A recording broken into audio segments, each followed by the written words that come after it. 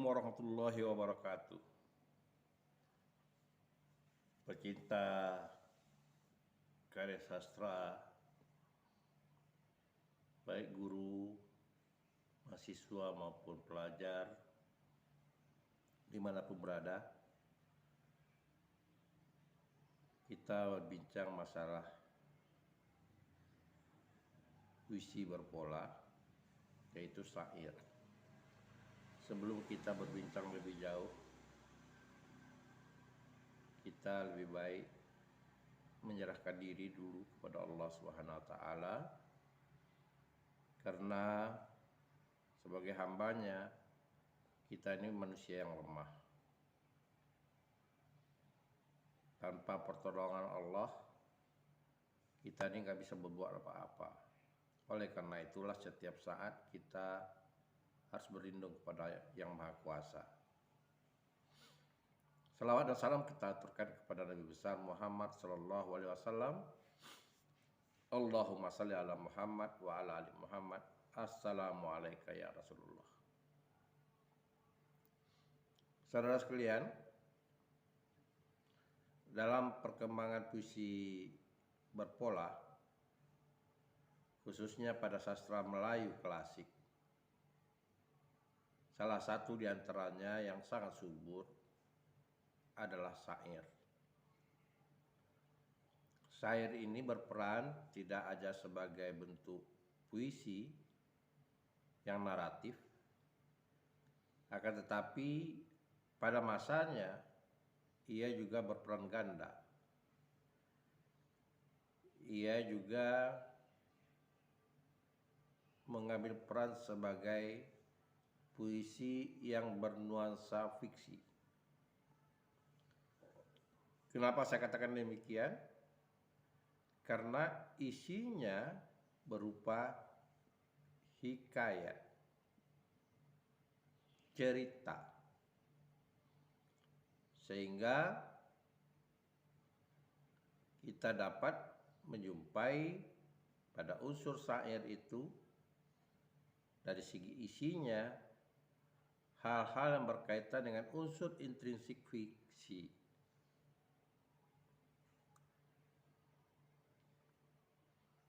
Misalnya tokoh, alur cerita, dan sebagainya. Namun demikian, karena style bahasanya, dia tidak dikategorikan sebagai karya fiksi. Sebagai wujud, dia berbentuk sajak, dan ia tetap dikategorikan bahagian dari bentuk sajak atau puisi. Saudara-saudara sekalian, nah, kalau begitu berlaku unsur-unsur intrinsik yang terdapat pada puisi berpola. Apa itu? Yaitu ada tema, ada amanat. Ini berlaku secara umum karya sastra. Kemudian ada pola larik.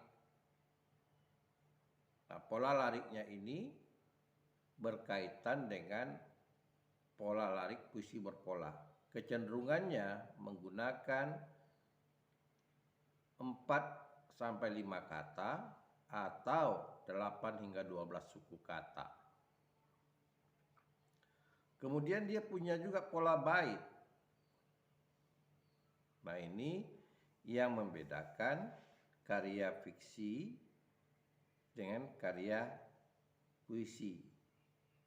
Kalau di fiksi kita mengenal adanya paragraf, tapi pada puisi kita mengenal adanya bait. Dan syair bukan menggunakan paragraf, tapi dia menggunakan bait. Nah, pola baitnya itu adalah 4 baris atau 4 larik. Kalau dilihat dari segi larik. Kemudian kalau dilihat dari irama akhirnya atau bunyi akhirnya itu serangkai. Kecenderungannya itu serangkai. Jarang kita menjumpai, bahkan boleh katakan tidak ada kita menjumpai syair yang tidak punya sama bunyi akhirnya. Nah, lalu ada unsur sebetulnya di dalam bait syair itu, dia satu gagasan, satu ide. Karena dia berupa menyampaikan hikayat, cerita, kalau boleh kita umpamakan dia satu plot, satu alur, bahagian dari alur yang dia sampaikan dalam satu bait. Ini tidak dikaji oleh orang tentang syair. Jadi satu gagasan. Kalau kita boleh asumsikan pada sebuah paragraf, maka dia satu unity. Dan untuk menggambarkan agar itu padat, maka bait per baitnya dia harus koheren, kompak, baik secara eksplisit maupun implisit. Ada kesatuan antara larik per larik dalam satu bait itu. Dan bentuk paragrafnya itu, bentuk baitnya itu, kalau dibandingkan dengan paragraf, naratif. Bentuk naratif.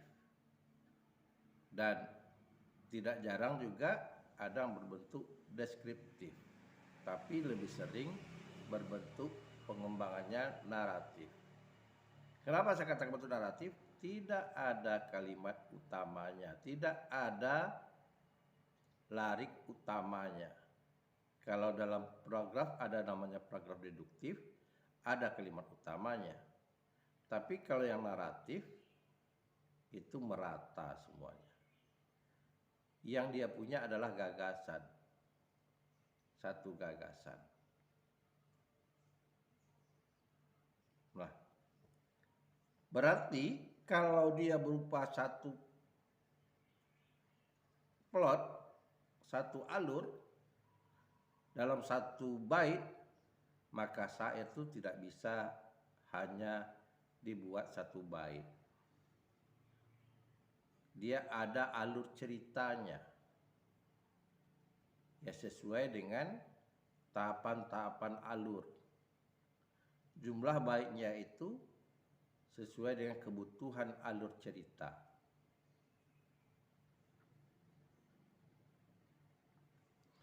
Kita tidak pernah menjumpai syair itu hanya satu bait. Hanya satu bait. Jadi dia bisa berupa beberapa bait. Jadi dapat kita simpulkan ciri khasnya syair itu ada tema, ada amanat, amanat itu lazim, tema itu juga lazim, ada tema itu tema mayor, tema minor, amanat juga ada amanat tersurat dan amanat tersirat, dan kemudian dikatakan bahwa setiap larik itu dia berupa isi semua karena baitnya itu berupa naratif, saling berkesinambungan isinya. Nah, kemudian ada unsur teknik penulisannya itu unity dan koheren, kemudian rima akhirnya cenderung berima AA. Di samping itu, kalau memangnya kita berkaitan dengan unsur lain, ada namanya diksi dan gaya bahasa. Dan ada juga dikatakan dengan berkaitan dengan citraan. Tapi itu tidak mutlak ada. Kalau diksi di bidang kata bisa jadi karena ini berkaitan dengan dibangunnya rima. Karena bagaimanapun rima itu dibangun ada penyesuaian bunyi akhir. Dan rima pada syair juga sama pada pantun akan bisa kita jumpai di tengah dan di awal, bahkan ada di satu baris. Namun konsentrasi orang pada puisi berpola ini pada bunyi akhir. Pada bunyi akhir. Nah, kalau begitu, kalau kita ingin membuat syair, maka seperti pada konten terdahulu dalam menulis, kita buat kerangkanya. Temanya tentang apa? Lalu sudah itu kita bisa membuat outline-nya, kerangka karangannya. Yang paling tepat kita menggunakan kerangka topik. Kerangka topik itu kita sesuai dengan alur cerita. Tahapan-tahapan alur. Ada berapa tahapan alur? Katakanlah sampai sebuah kisah atau hikayat itu selesai memerlukan ada 10 sampai 12 alur.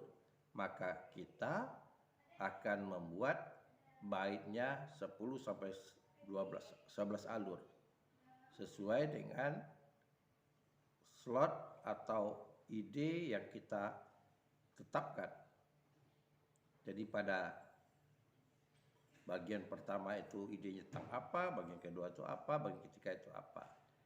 Nah, lazimnya kalau kita katakan alur ceritanya itu lazimnya hikayat itu pada alur maju, tradisional. Bukan alur zigzag atau alur yang bolak-balik atau dikatakan alur mundur. Lazimnya hikayat pada syair itu menggunakan alurnya alur maju. Dari preposisi sampai ke peleraian atau penyelesaian. Jadi ceritanya lazimnya menggunakan alurnya maju. Lalu kenapa saya bicarakan tentang alur? Itu kan urusannya dengan fiksi. Seperti saya katakan tadi pada awal bahwa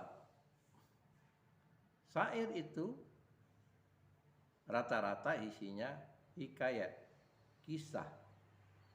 Nah, lalu yang dituangkan dengan bentuk bait per bait. Jadi, kalau boleh kita katakan, syair itu mempunyai dua wujud. Dua unsur terdapat pada syair itu. Dua unsur terdapat pada syair, yaitu unsur intrinsik puisi dan unsur intrinsik fiksi pada syair yang isinya itu hikayat atau kisah. Dan inilah sebetulnya syair inilah yang berkembang kemudian pada bentuk-bentuk puisi yang kita kenal dengan puisi balada. Puisi balada salah satu bentuk pengembangan dari inspirasinya dari syair. Pada balada jelas itu ada unsur kisah.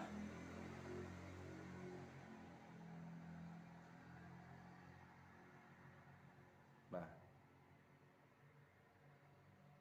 saudara-saudara sekalian, inilah pengertian dari syair. Jadi syair itu kalau kita lihat dari segi isinya, dia sepertinya bentuk fiksi. Tapi kalau kita lihat dari segi wujudnya, maka dia kategorinya puisi. Nah, oleh karena itulah kita tidak bisa berpegang teguh pada teori sastra, khususnya berkaitan dengan bentuk karya sastra. Jadi syair ada dua dimensi yang bisa kita lihat. Ya, di sana ada unsur dilihat itu wujudnya, dia berbentuk sajak. Maka kalau kita lihat dari segi isinya, maka dia berbentuk fiksi. Nah, karena dia berbentuk sajak, kita mengenal bahwa syair itu dikategorikan sebagai itu sajak. Karena yang berbentuk sajak itu mengenal yang namanya bait. Tidak ada karya lain yang mengenal namanya bait. Hanya saja mengenal namanya bait. Yang mengenal namanya pola larik. Yang mengenal namanya rima.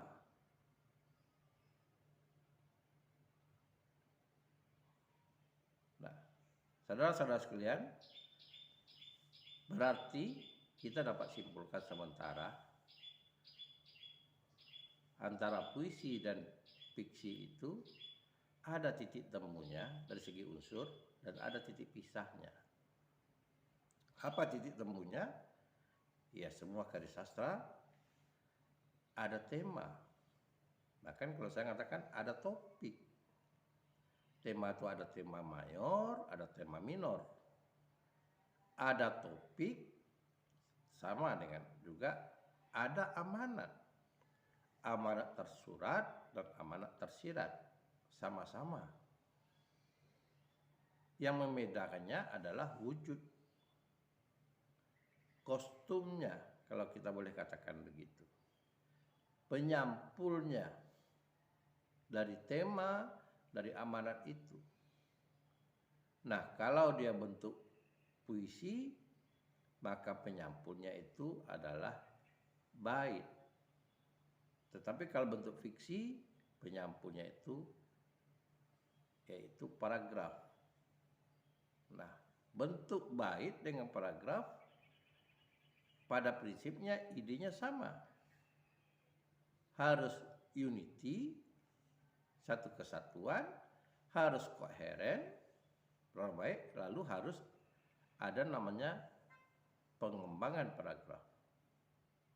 Nah, pada syair kita mengenal dia satu paragraf itu, dia satu unit gagasan, lalu antar larik itu juga dalam satu paragraf, satu bait, saya ulangi lagi, satu bait, saya maksudkan satu unity, dan setiap bait itu, setiap lariknya harus kompak.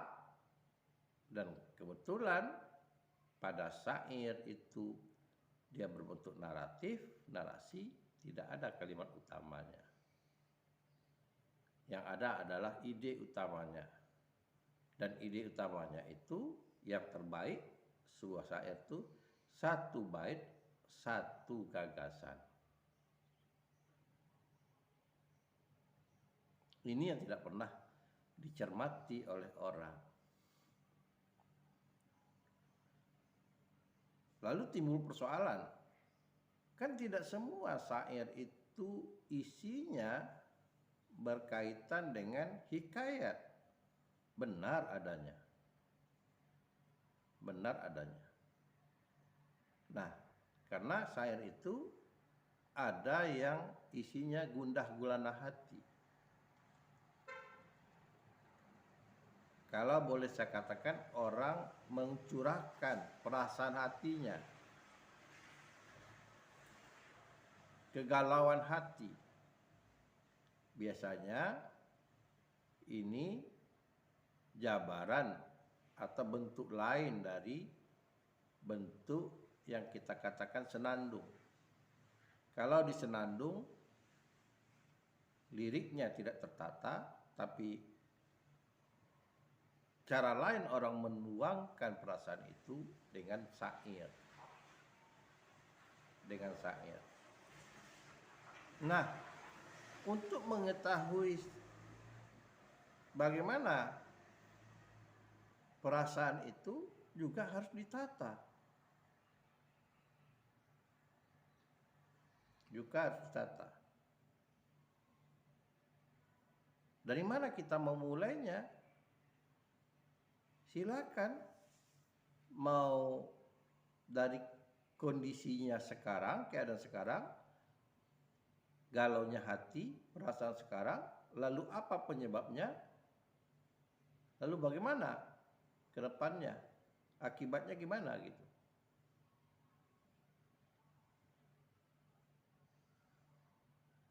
Kelaziman bentuk gundah gulananya hati yang dituangkan dalam syair juga kelazimannya ditata secara pola maju. Ditata secara pola maju gambarannya.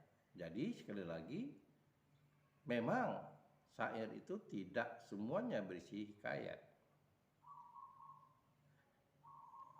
Tapi kalau kita lihat pada puisi-puisi, pada syair-syair klasik, itu isinya semuanya hikayat. Semuanya isinya hikayat, tentang kisah. Karena seperti saya katakan tadi, salah satu media orang menyampaikan bentuk karya tulis itu yaitu dengan hikayat. Dan syair ini mempunyai pengaruh yang luas sekali dalam perkembangan puisi klasik. Begitu terpesonanya orang dengan lirik syair sehingga setiap puisi itu liriknya orang katakan syairnya. Bahkan para penulis puisi atau sastrawan dikatakan orang penyair. Begitu kuatnya pengaruh syair itu. Kalau kita boleh katakan, di mana letak kuatnya syair itu? Karena kekuatan orang membuat liriknya. Kekaguman orang dengan liriknya. Jadi kalau boleh saya katakan, kata syair itu mempunyai makna yang luas. Tidak lagi makna yang sebenarnya syair sebagai sebuah karya. Tapi kata syair itu bisa dikaitkan dengan istilahnya lari. Bagaimana syairnya kata orang? Berarti bagaimana larinya? Nah, kalau dikatakan syairnya, idiom di sana sudah termasuk yang dikatakan keindahan. Lari yang sudah membuat keindahannya, estetikanya. Itulah saudara-saudara sekalian yang perlu dipahami pada puisi berpola syair. Dan puisi ini berkembang pada perkembangan puisi klasik di Indonesia, yaitu puisi yang punya banyak pengaruh. Dan kenapa ia bisa diterima?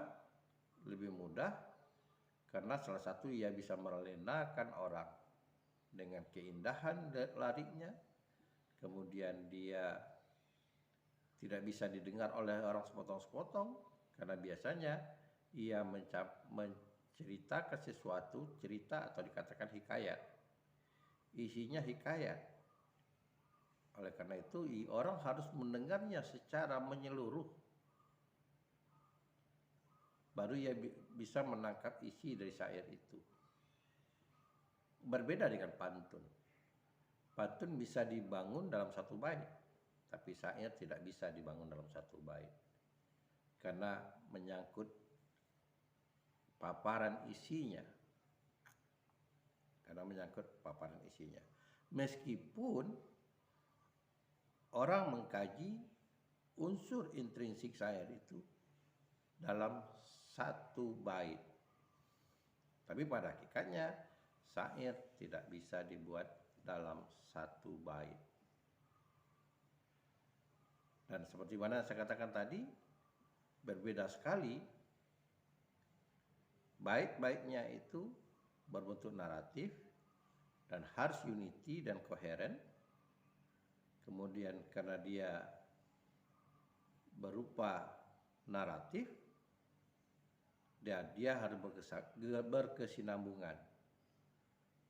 Nah, biasanya yang dikatakan unity itu berkaitan dengan babak atau plot atau alur. Jadi satu tahapan alur dalam sebuah hikayat yang disampaikannya dalam satu bait.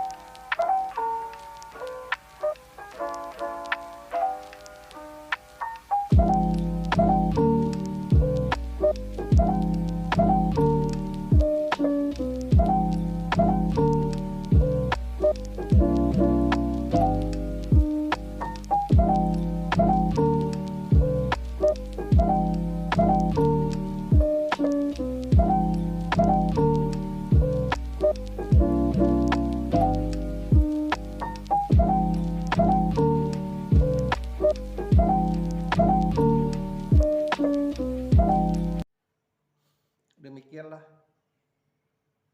dan mahasiswa, para guru dapat memahami apa yang kita bincangkan pada konten ini kali ini, dan tentu perlu penyempurnaan di sana sininya.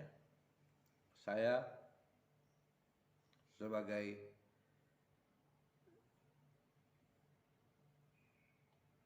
menyampaikan gagasan, nah mungkin saja dari teori syair itu perlu ada penyempurnaan.